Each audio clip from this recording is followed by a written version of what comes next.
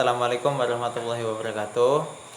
Nama saya Bagas Bayu Seto, NIM 2019 53071 dari kelas P. Saya akan mempresentasikan tentang paparan sistem psikologi. Yang pertama adalah calon pasien bisa pergi ke tempat psikologi, yang dimana tempat pasien ini adalah pasien ini awalnya ada di rumah dan dia pergi ke tempat psikologi. Nah, ketika dia sudah sampai ke tempat, calon pasien akan mendaftarkan diri dengan cara menginputkan data secara manual kepada customer service. Yang ketiga, jika pendaftaran telah berhasil, pasien dapat menanti atau menunggu di ruang tunggu psikologi sampai nanti mendapatkan panggilan. Nah, yang keempat, ketika pasien sudah dipanggil, pasien dapat memilih metode yang ada di tempat psikologi. Pertama-tama pasien akan masuk ke ruang psikologi dan memilih metode seperti apa yang ia inginkan.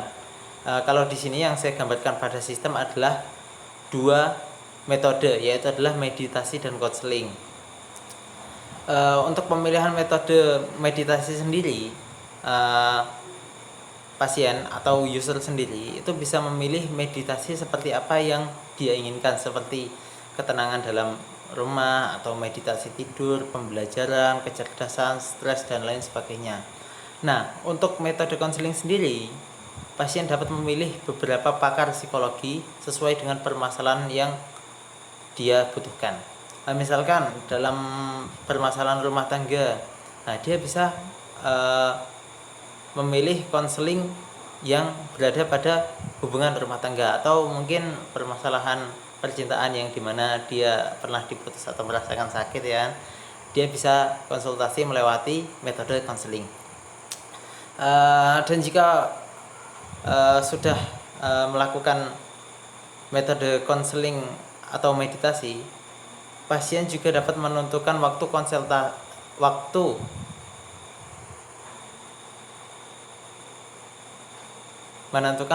atau jadwal yang ditentukan oleh pasien dan pakar psikologi dengan mengisi jadwal konsultan yang sudah ada. Lalu yang seterusnya, jika sudah melakukan pemeriksaan pasien akan kembali ke tempat tunggu untuk menunggu hasil laporan. Lalu psikologi atau psikolog yang tadi sudah memberikan metode meditasi atau konseling itu akan memberikan laporan tersebut kepada customer service beserta tagihan yang akan diberikan oleh pasien. Nah, pasien dipanggil oleh customer service dan memberikan nota tagihan, dan pasien dapat melunasi tagihan tersebut dan customer service memberikan nota pembayaran. Nah, data yang barusan diberikan kepada customer service mulai direkap dan sebagai hasil arsip pasien. Selanjutnya adalah business use case diagram, yang dimana pertama-tama ada pasien yang melakukan pendaftaran dan mengisi data diri, dan customer service menerima pendaftaran diri. Yang selanjutnya adalah pasien melakukan konsultasi dengan memilih metode meditasi atau konseling.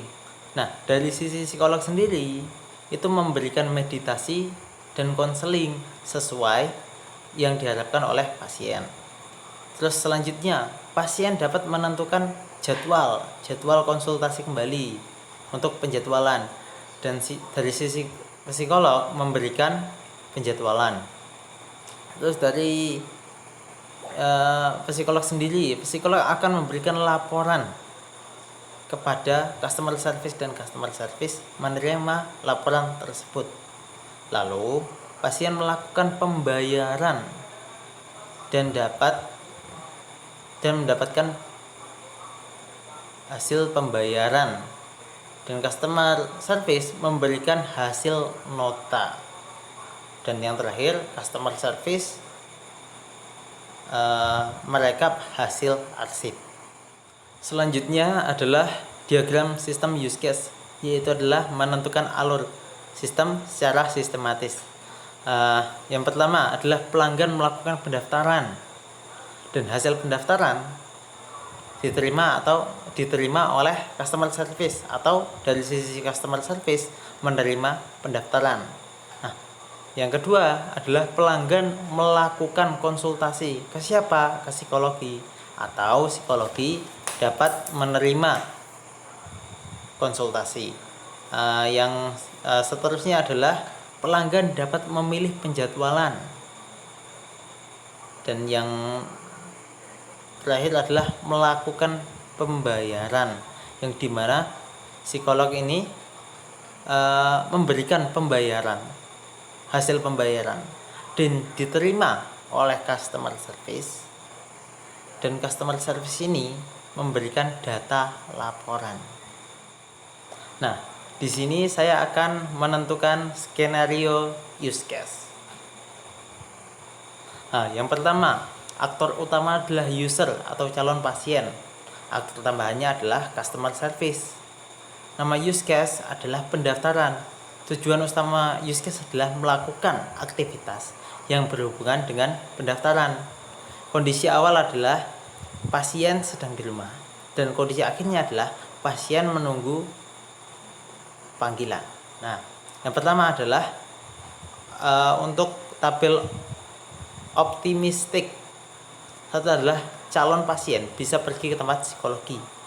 Dan yang kedua, sesudah sampai di tempat tersebut, calon pasien dapat mendaftarkan diri dengan cara menginputkan data diri secara otomatis kepada customer service.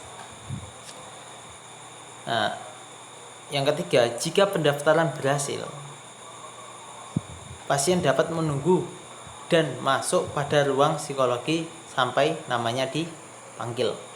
Untuk jalur pesimistik sendiri adalah hal-hal yang terjadi adalah pulpen yang tersedia tintanya habis. Nah, untuk menangani tersebut adalah kasir sendiri dapat memakai stok pulpen cadangan. Dan sekarang kita akan bicara tentang konsultasi. Aktor utamanya adalah user atau pasien, dan aktor tambahannya adalah psikolog. Nama use case-nya adalah konsultasi. Tujuannya apa? Untuk melakukan aktivitas yang berhubungan dengan konsultasi. Kondisi awalnya adalah pasien masih ada di ruang tunggu, dan kondisi akhirnya adalah pasien berada di dalam ruang psikolog.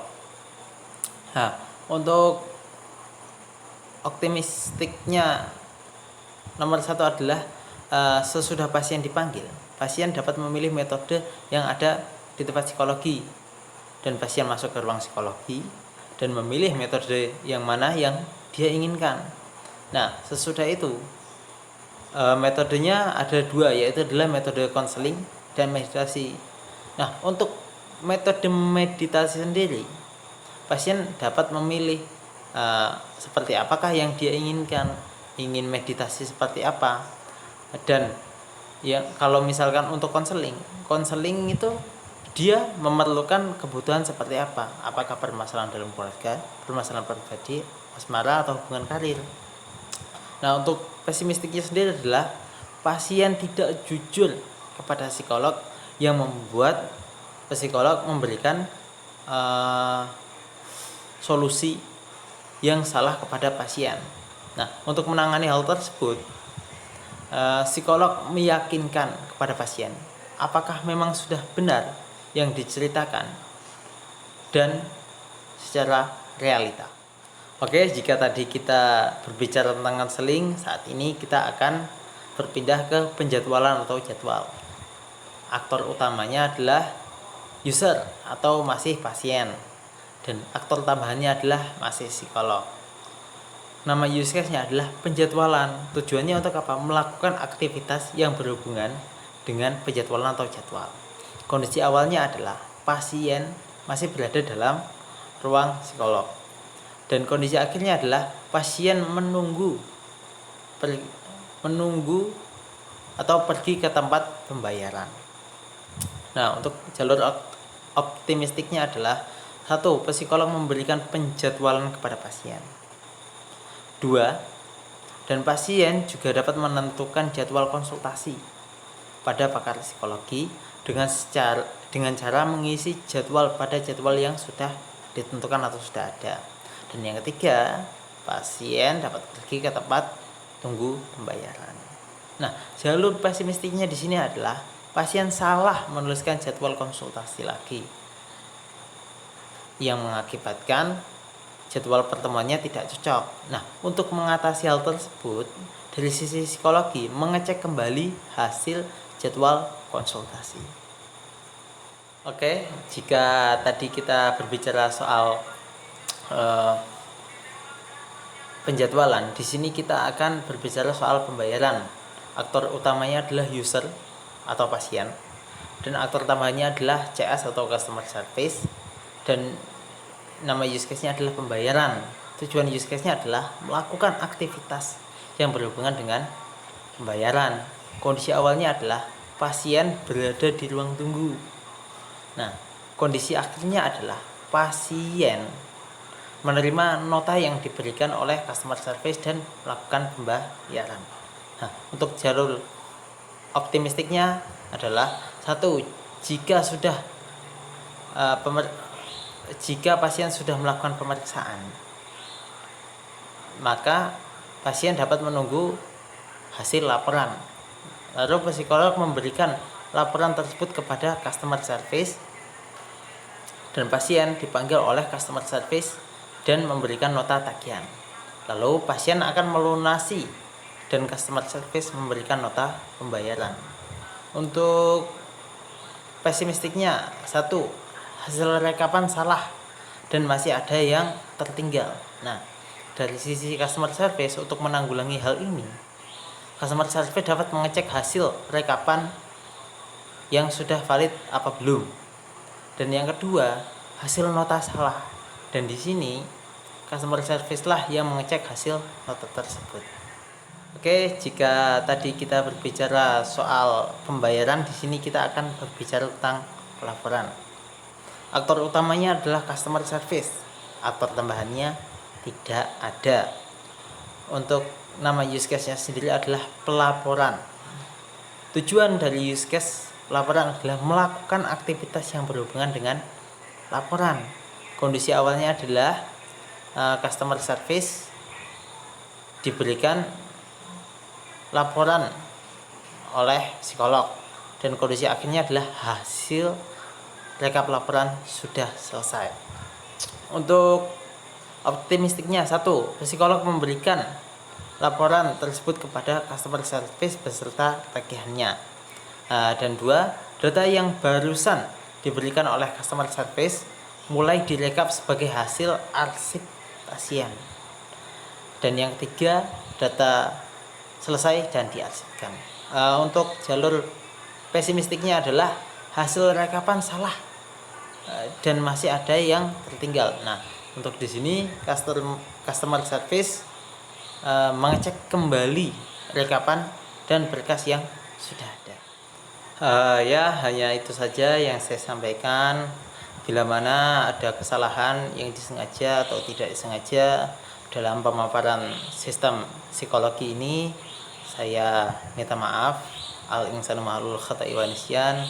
Manusia adalah tempatnya salah dan lupa. Jadi jika ada salah dan lupa, saya juga minta maaf kembali. Kesekian tanpa kekasih, sekian terima kasih. Akhirul kalam. Assalamualaikum warahmatullahi wabarakatuh.